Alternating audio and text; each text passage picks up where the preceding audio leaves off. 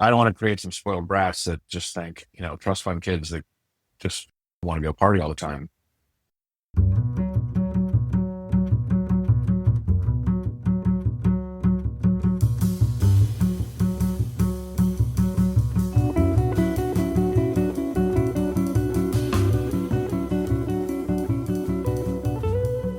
Hello, welcome to Money Honestly.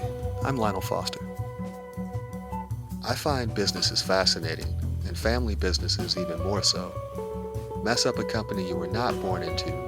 That's rough, but at least you won't have to spend Thanksgiving with all the people you let down. I honestly don't know if I can handle that kind of responsibility, but for a long time I've been wanting to talk to someone who has taken that on, and Chappall Gage said yes. Chap is CEO of Susan Gage, a very successful catering company in Washington, D.C., with more than $25 million in annual sales. 25 years ago, he took over the business that still has his mom's name, but it's not clear if his kids will succeed him.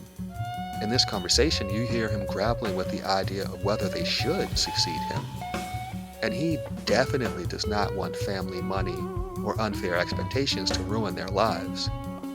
I'm grateful to Chap for being so open, but I get the sense that he's just that way all the time. All right, Chap, welcome to Money Honestly. Thanks for joining. Thank you, sir. Happy to be here. It's great.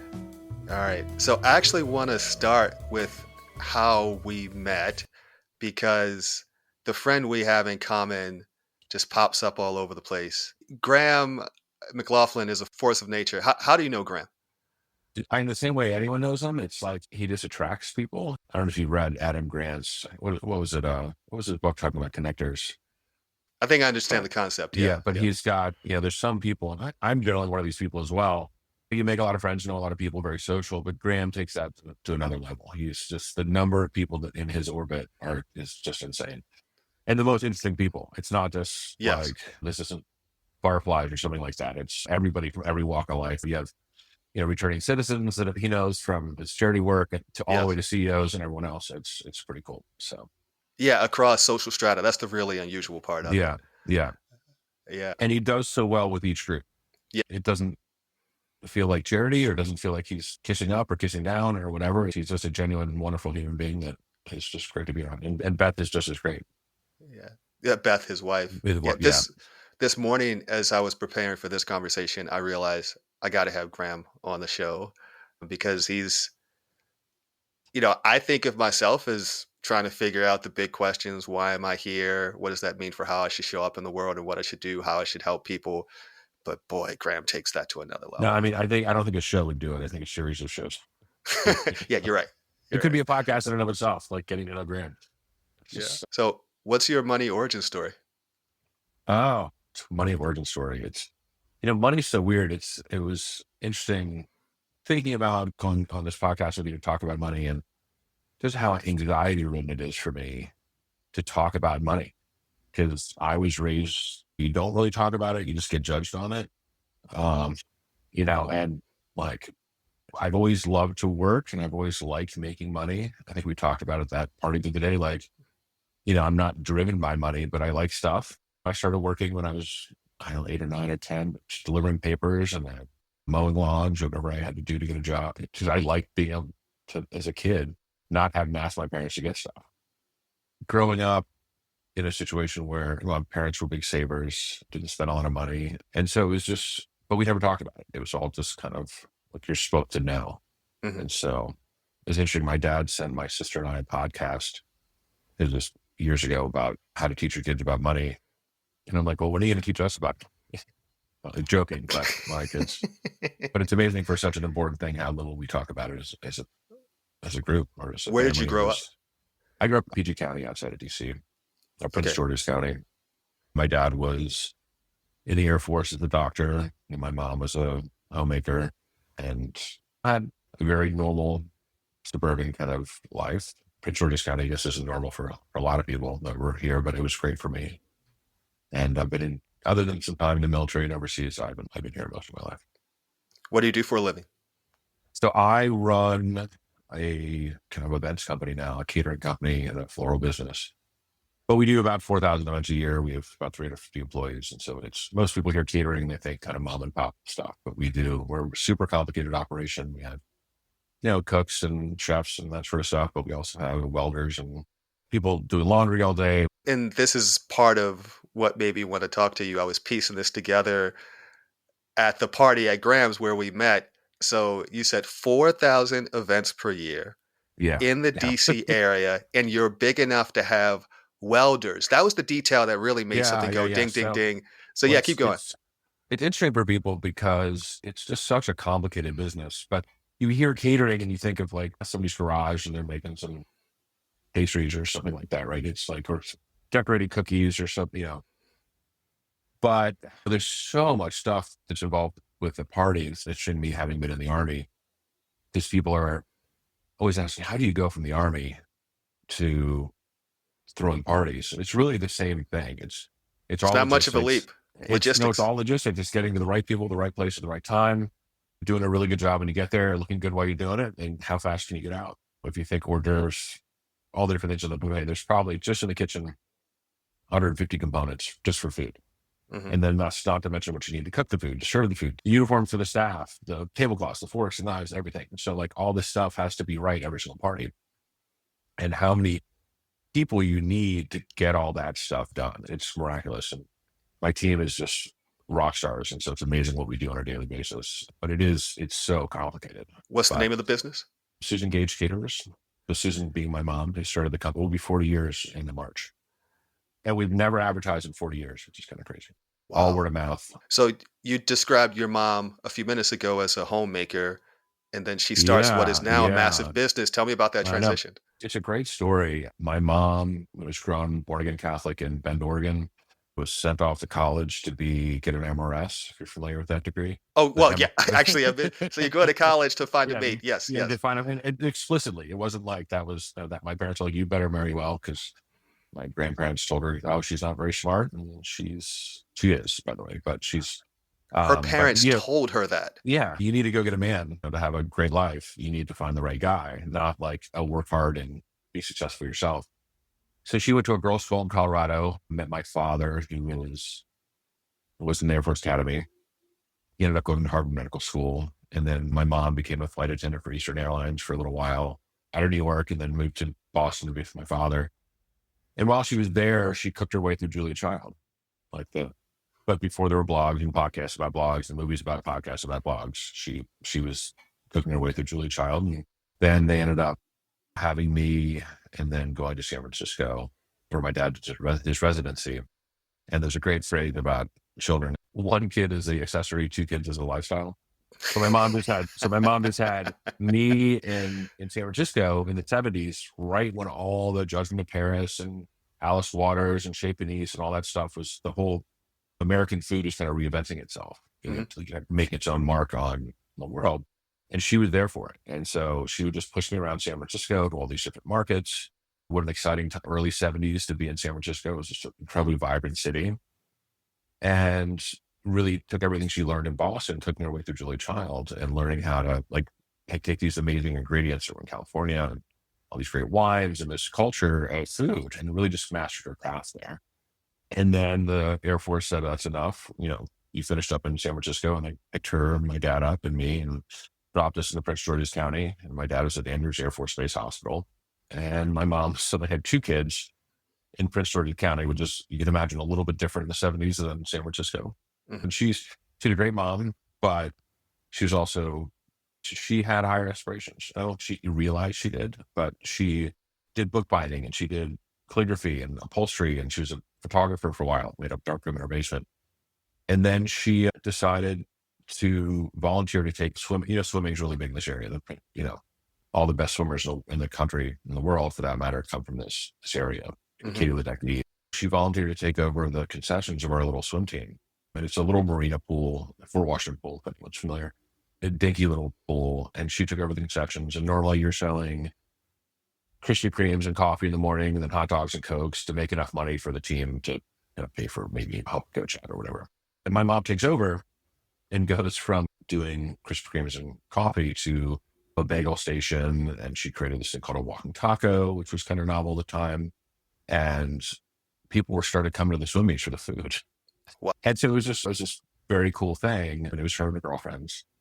And somebody came to her and said, hey, like my boss is having a dinner party. Is that something you guys could do? And she said, sure. And so we did a dinner party, and that person ended up being a kind of mid to senior level person at Fannie Mae in DC. And this is all when Fannie Mae is going from here to here. Yep.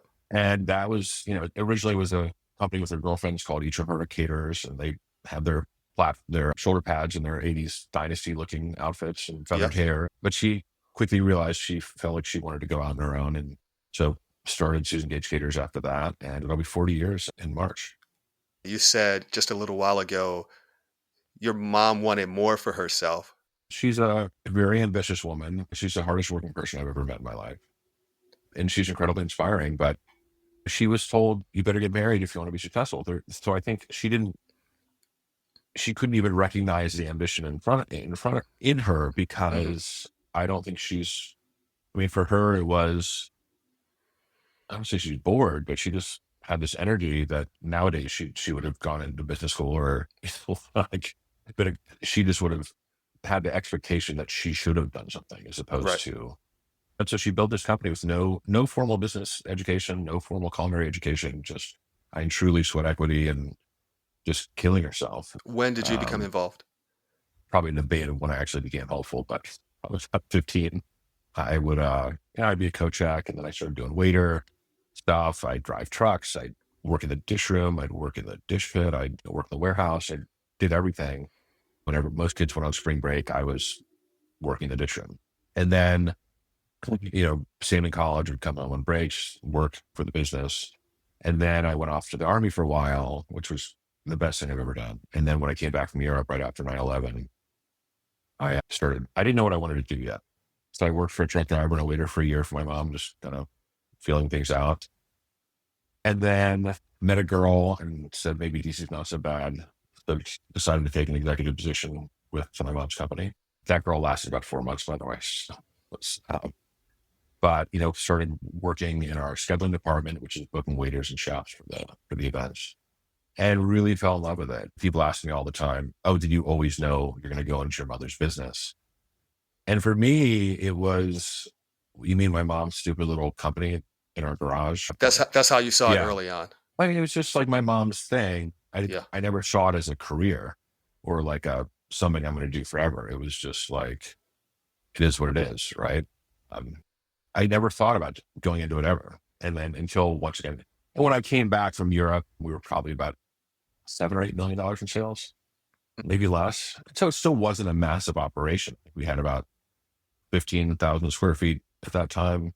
And so, so it was a bigger operation. But when I came back, I said, oh, there's a future here. And I love the service industry. I love our clients. I love management. My favorite thing about our company is our people, and just building a team that's where my passion lies. And not that I love the catering side and the food side, just putting on amazing events, but for me, it's the management side that I love.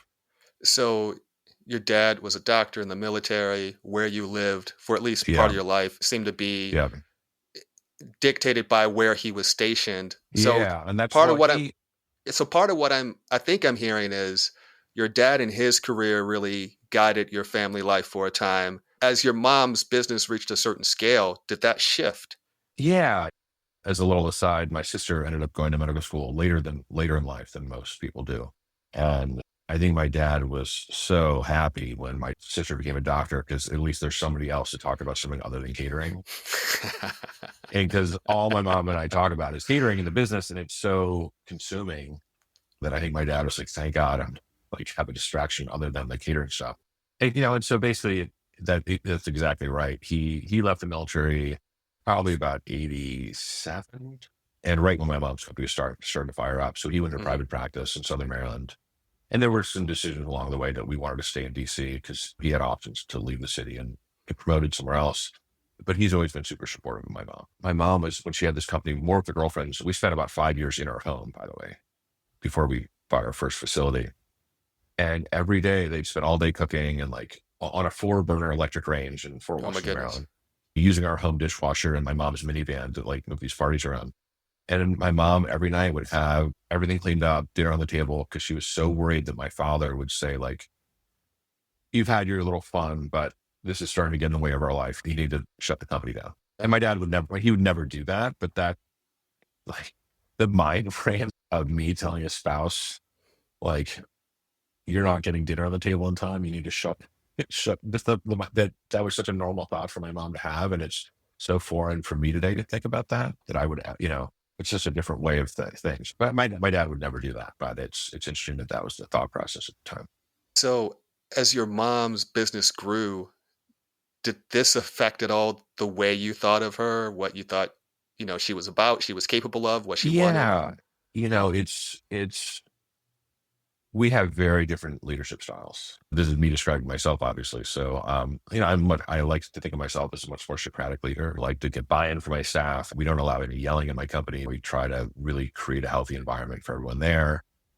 Build teams over time, create a great culture. And my mom is a lot more of a, we need to get this shit done. And I will work as hard as I have to work to get it done. Much more of a founder mentality than a management mentality. When did you take over? And man, what were those conversations? It's super hard running a business with a family member. Yeah. My challenge Is she is that still involved? no, she retired. She still has the email address. There's still plenty of clients that want to email her. That it's tough running a business when your mom's your boss. And she was for a long time. And even when I took over as president, I'm making a lot of decisions. Was doing all the hiring and everything, but she's still your mom. She's still the founder. She's still the person that created this business. And there's some hard conversations. And there was a transition when they took over ownership of the company, which is a lot different than being president of the company. But talk about conflict about money. You have different philosophies on how to run things and who to hire and who to fire and why. And especially when some of these people worked for my mom for 20 years, and she's got long personal relationships with people. And I'm like, I don't think they're the right person. And like, how do you hash that out as a family when we always have to have a united front or appear united because the last thing you need is me fighting with my mom over whatever.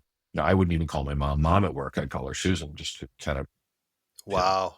have more of an air of professionalism. I don't want to be, hey mom. So, but so there was definitely some conflict along the way. We've gotten through it. We still talk almost every day. She's an incredibly supportive person in my life, and I'm very lucky to have her to bounce things off of, to talk about things now. But even ownership, I own most of the company now. But it's a complicated thing. How do you figure that out? What makes the most sense? And and not to mention just the legal aspects or tax aspects of that sort of thing, but just like what makes the most sense for a business going forward. Family dynamics are complicated. You add to that money, you add on top of that, in your case, business. And then this fourth component is the gender dynamic. You're a son working under his mom and eventually taking over a business that still has her name on it. Yeah. And it's funny, at one point she wanted to drop the Susan and just become Gage Caterers. I rebranded in the pandemic and actually emphasized the Susan Gage and de-emphasized the caterers just because I wanted to be more personal and just to say we are a family business that has, all these aspects about it. And the other thing is just the care for your employees. I mean, like this is a whole other kind of topic, but the difference between a family business, I think, you're a finance guy. And so I look how many people, the big complaint, a lot of these companies are so short-term, right? How do we keep our stock price inflated? How do we kind of maximize shareholder value, where my mom is not only worried about me taking over the business, but my kids taking over the business. And also we've got such a long tenure with our employees. Our average tenure in our kitchen is like 13 years. And so we really invest in not just our employees, but their families. And we want people to come work for us for life. So not only do I have a responsibility to the company and my family, I have a responsibility to their families as well. And like what decisions, and my mom does as well. And so like every decision isn't just, oh, well, what's going to make us more money this year? It's what's going to be the best growth path for our company so that these people have jobs and their kids have jobs with us. And we have several 3-generational families working for us. And so it's like, and like, that's something we think about all the time. One of my favorite stories is one of my employees who parents came in to work for us as laborers 20 plus years ago. met at our company, got married, had kids, and now their daughter, who grew up ironing napkins and working as a waiter, and her parents were like, no, they talk about a work ethic, this family. And now, she went first kid in her family to get a degree as a med tech, went off and got a job as a med tech. And I was talking to her at a Christmas party, and, I'm like, when are you going to come back and be a manager for us? And she said, I want to be a salesperson.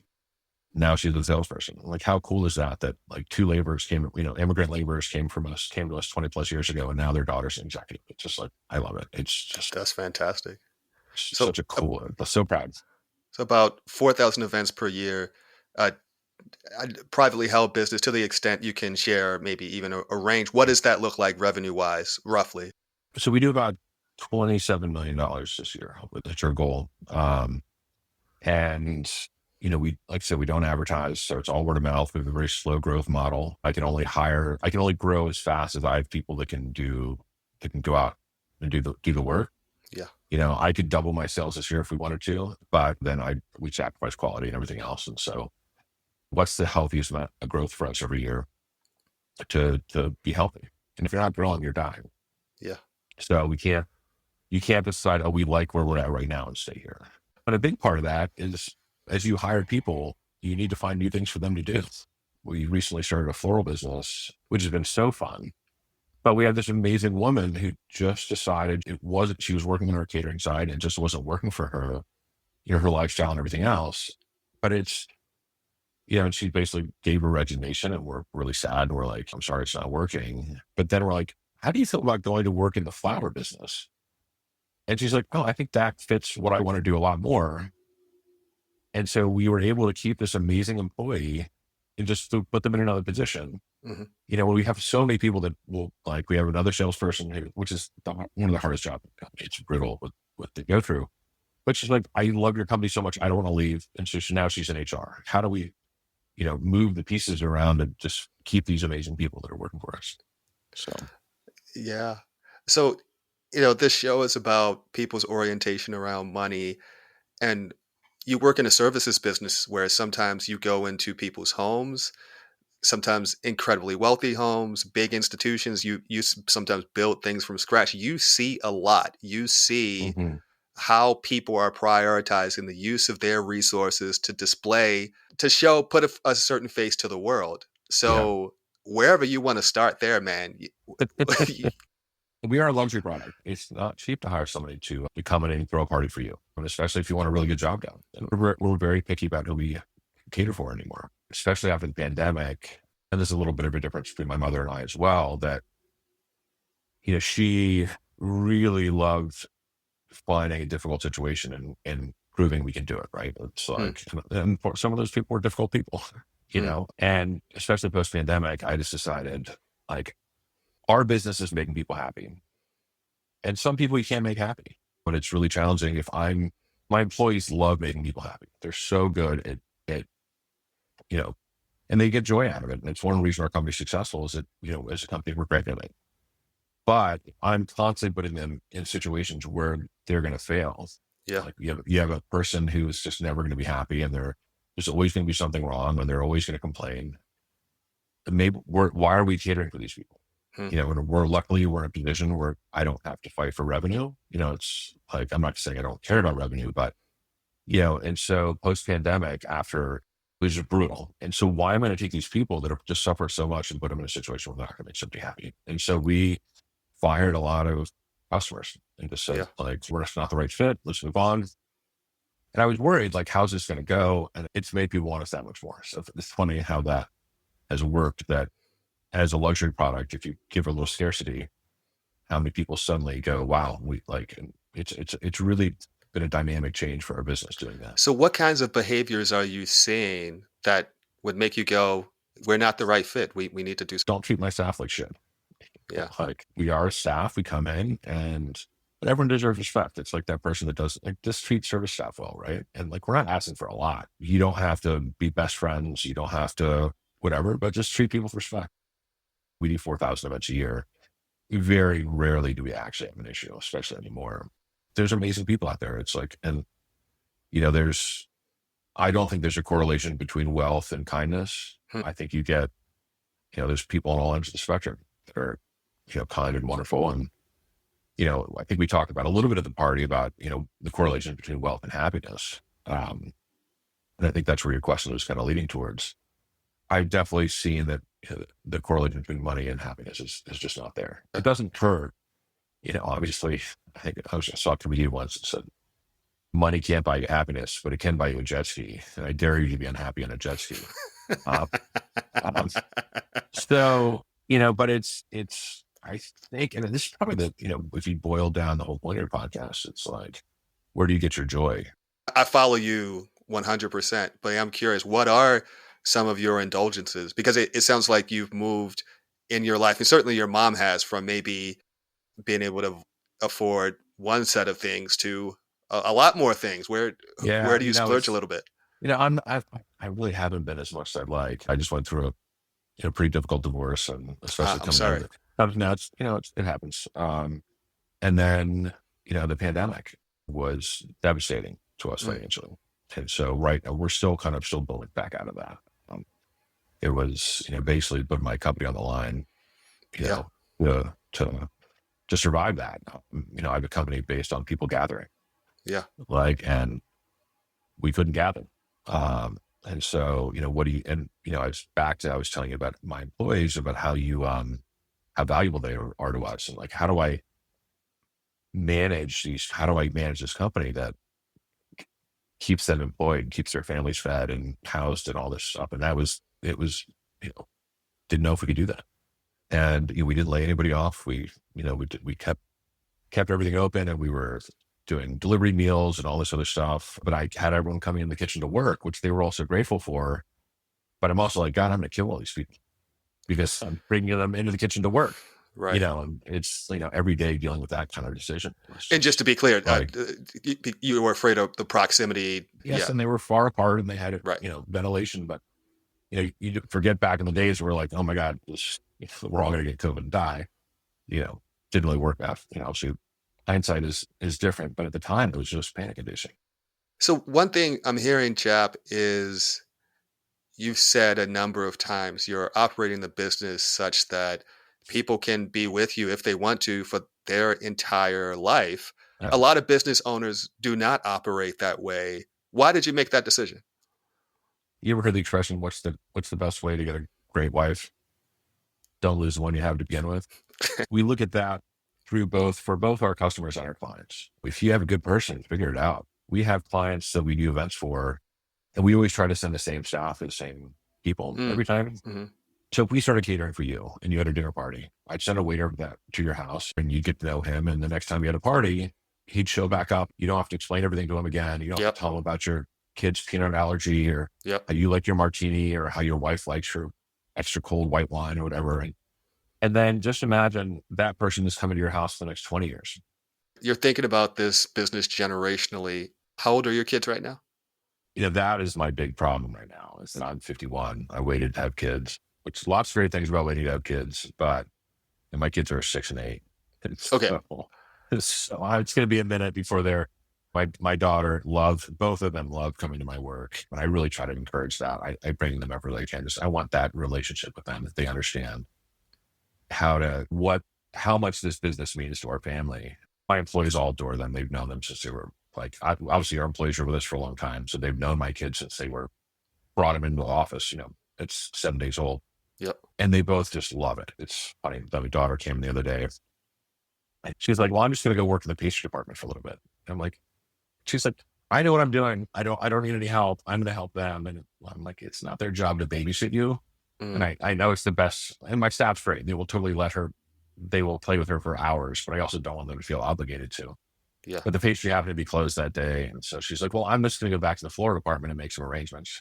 My biggest concern is there's this whole philosophy in family business called, the first generation founds it, the second generation builds it, and the third generation breaks it. Mm-hmm. How do I teach my kids, what if they're lazy? What if they won't, you don't get to come into my business and be an average employee. You have to be the best employee we have, right? Yeah. It's like, that's you can't come in and be if you're going to be a Gage at my company, you have to be the hardest working person there. Like one of my stepson has worked for us a bit and he's been amazing, worked really hard, but it's always a fear that your kids are going to show up because everyone's watching them. And it's not fair to them either. One of my very close friend and business mentors had a phrase that as a business owner, every time you see an employee, they've seen you 7 times. Yeah. Um, Wow. Wow. because, I walk in, I'm distracted and I'm like on my phone. As soon as I walk in the building, every single employee, oh, there's the boss. Yeah. Like, be careful, do it, make sure you're looking. I'm pretty particular about uniforms and stuff like that. And so, but everyone sees me and most of the time I don't see them. But unfortunately for my kids, they're in the same boat, but they don't, Yeah. they don't know what they're doing. They've just started, they're trying to whatever, but everyone's watching them going, oh, let's see if the boss's kid is a brat or spoiled or is entitled or whatever. That's such a fear of mine because it's so much pressure on my kids. Yeah. I want them to be happy and do whatever they want to do. And if it's catering, great. If it's not, I'm going to support them, whatever they want to do. But they also are going to work, and what if they don't want to work? What if they just like, this is not what I want to do? Man, we're getting into really juicy stuff now. I just want to play devil's advocate because I've heard about a number of family businesses. I've had a little bit of exposure to a number of them. And I think at the 30,000 foot view, it's very easy to make the case that, look, forget the family connection, just hire the best people wherever they come from. Doesn't matter if you're related to them. Am I missing something? Is there a financial case to keep with the family lineage? I think I'm gonna have to listen. I mean, you're making me think. My current I hired a president about 3 years ago to run the day-to-day of the operation, and talking about hiring somebody smarter than you, letting them do their jobs. He's the most amazing man and leader, and humbles me every day to think that I can do as good of a job as he's doing. And so I think that makes the argument that like if it's so hard to hire well. I mean, and I kind of hit the lotto with him. And so I think it's easy to say, he's so dedicated to our company, he's such an amazing person. And he's been at it 3 years. He's a perfect culture fit, and he's taking the company in directions I probably couldn't have or wouldn't have been able to. So and that so yeah, but who's next after him is the problem. It's like, and not that we can't find somebody, and not there. Like, of course, there's people out there, but it's I put 25 years into this company, in this stretch, and grew up doing it, and somebody that's gonna, my kids will hopefully start working at 13 or 14, 15, and that'll be their whole lives. And it's pretty special, somebody who can do that, and get that perspective. And, the current president's great and everything I've said about him, but, he hasn't been a dishwasher for a company. He hasn't been a waiter. He hasn't done literally every job there is in the company. And so, but he still managed to do a better job than I did. So who knows? So let me make up a scenario that really brings this home. So say your daughters, they're in their early 20s, they're ready to enter the working world. They have the work ethic. So you're good there, but they absolutely know there's something totally different. There's not Susan Gage that they want to pursue. How do you feel about that, and what do you do? Great. No, great. Awesome. My sister's a doctor. She's an OBGYN in Bend, Oregon, where my mom grew up. And she said to me once, she said, I'm going to be up to my elbows in blood and guts. She has a lot of surgery at some point. And she said, I'm going to look up and go, thank God I'm not in catering, and I love that she's a super successful doctor. That's great. And my kids want to be, my son's 6, he wants to be a garbage collector right now. True story. And I'm like, if that's what your dreams are, go do it, and luckily that, I, God willing, will have enough, family wealth at that point that that's a whole other conversation, right? What's the right amount of money to give to your kids? Like, I don't, if my daughter wants to be an artist, is that okay for her to be a starving artist just because she's got a father who can support that dream? Or is that not teaching your kid about working, the work, how to work? It's, and I want my kids to follow their dreams. If it's being a, garbage collector, if it's being an artist or whatever, I want them to be able to do that. But, that I guess part of your situational what they do is they have the work ethic, right? But I'm a big supporter of the arts, so I think it's great for people to be able to do that. But if they want to be a teacher, great. If they want to do whatever they want to do, like I think that's fantastic. I don't want them to have. I think what I'm saying is I want to be able to provide for them in a way that they can do what they want to do without having, to worry about money hanging over their heads all the time. Without having to worry about money. Well, and I think implicit in that, what I'm hearing is if that also means there won't be a third generation of Gages to continue the business, but, you can deal with that. I guess the tough part is I want them to not be able to have a career that they love and they're passionate about without having to worry about the money side of things. What I don't want is them to have the money and not have to worry about the career. Right? It's like I don't want to create some spoiled brats that just think, trust fund kids that just want to go party all the time. But if that means that they want to be a teacher or any of these chronically underpaid professions, that's something they're able to do and have a little more comfort in life while doing it. You don't want to raise people who become the kind of clients you had to fire. Yeah, exactly. But and I want them to follow their dreams. I want them to, whatever that is, without financial pressure of paying the mortgage or paying the rent or paying whatever. But as long as they have that career focus, not the party focus or whatever it is.